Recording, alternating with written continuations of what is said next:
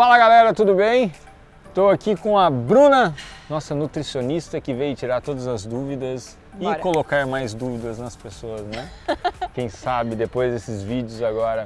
Vamos começar uma série sobre dietas. Isso aí.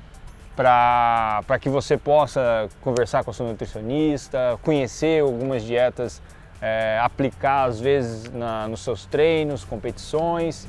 E para a gente começar essa nossa pequena série, vamos começar com a low carb.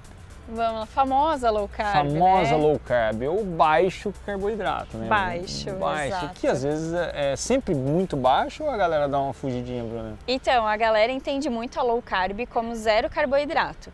E não é ideia, Sim. né? A gente tem um vídeo aqui sobre dieta cetogênica, que seria o zero carbo, na verdade é 50 gramas de carbo ao dia, mas é outro tipo de dieta. Sim. Então a low carb é a partir disso e ela fica no intervalo até a nossa recomendação de carboidrato, que é de 45% a 65%. Então abaixo de 45 e acima de 50 gramas.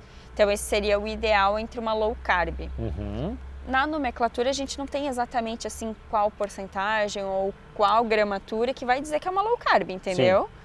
Então, se o cara conseguir ingerir pouco carboidrato, ele já está entrando nessa dieta, ou às vezes muita gente já faz e não percebe. Exato. E tem alguma restrição de tipos de carboidrato nessa dieta ou não? É qualquer carboidrato, tá tranquilo? A gente teria uma preconização de carboidratos bons, que a gente chama, né? Sim. Então, as frutas, os tubérculos, alguns grãos, cereais entram também, mas não os de forma refinada, que é um dos erros muito comum, é a pessoa que não come carboidrato durante o dia, para à noite poder comer uma massa, um risoto, uma sobremesa. Tipo assim, hoje eu vou numa janta, então não vou comer carboidrato o dia inteiro e vou chegar na janta e vou comer. Para comer a minha cota. Usa como compensação, Sim. que não é a ideia do low carb, tá fazendo errado, né? Então, claro que é uma estratégia que tu pode usar para não exagerar, mas viver nisso é como se fosse uma muleta ali, né? Você não tá andando sozinho, você tá utilizando alguma coisa, não te dá liberdade, né? Sente-se muito preso a isso.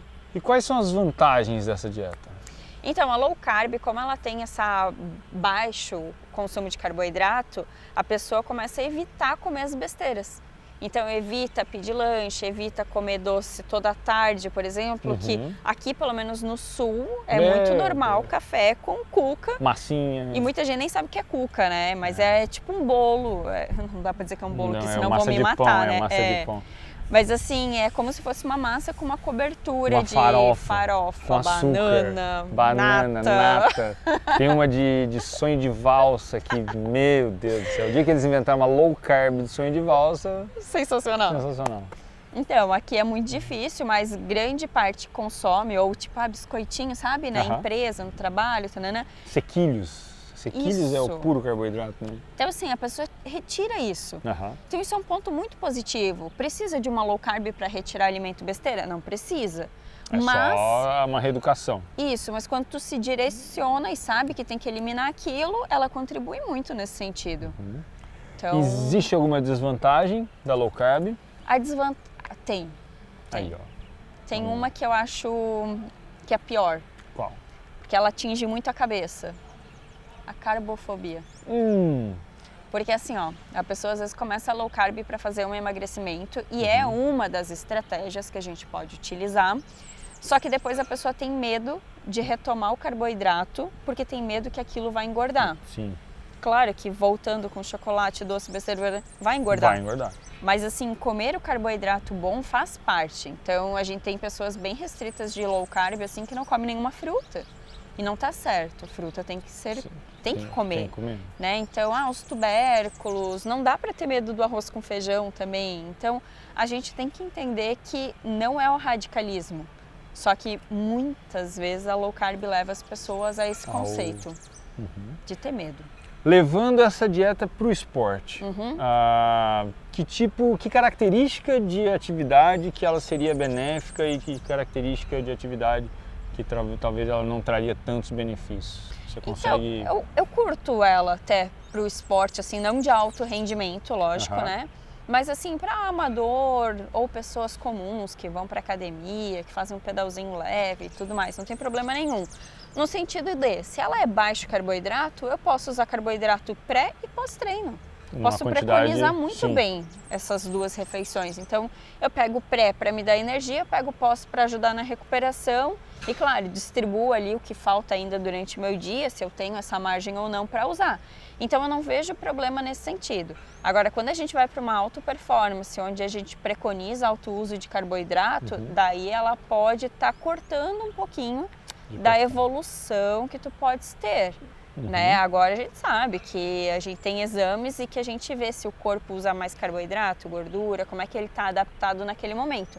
Então, se tu já tem um corpo adaptado para queimar um pouco mais de gordura, usa uma metodologia para treinar daquele estilo, fica dentro da tua frequência, tudo mais, claro que tu vai usar mais gordura e talvez ela impacte um pouquinho menos. Sim. Então, tudo isso, por isso que tu disse, né? Trazer mais dúvidas. Às vezes eu chego aqui e boto mais dúvida na cabeça da pessoa. A ideia é fazer a galera pensar e procurar o que é pra ele, né? Justamente. Tipo, o indivíduo mesmo. Individualizar um pouco mais essa... E não achar que porque um faz, eu tenho que fazer também, entendeu? Exato. Serviu pra um, mas pro outro às vezes não vai servir. Cara, isso é perfeito. Então, às vezes cabe pra uma pessoa, pra outra não cabe. Alguém fica ali no meio termo, tem dias que acha bom, tem dias que não acha. Então, depende do que o teu corpo precisa e a maneira que tu pratica a low carb. Sim. Que eu vou dar outro exemplo de erro comum. A pessoa diz assim, posso usar gordura à vontade.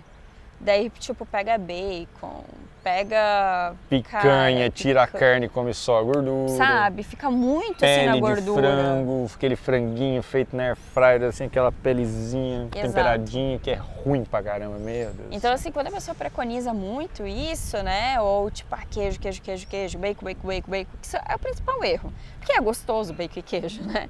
Só que daí a pessoa usa em excesso. Sim. E daí, novamente, pode ter alguma problemática nesse sentido, porque, claro que com muita gordura vai ter menos fome, e daí vai, às vezes, não comer o que deveria comer para treinar, para recuperar, enfim.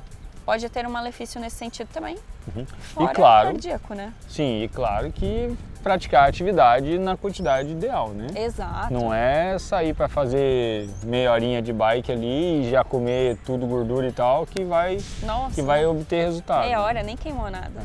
É melhor do que nada, teu coração agradece, mas assim... Justamente, mas aí emagrecimento é atividade para qualidade de vida. Para qualidade de vida, perfeito. Beleza, galera? Qualquer dúvida que vocês tiverem sobre essa dieta ou sobre algumas outras dúvidas que você tenha, escreve aqui embaixo pra gente e nós vamos responder e tentar deixar vocês na paz. Isso aí. Certo? Valeu? Valeu. Até mais.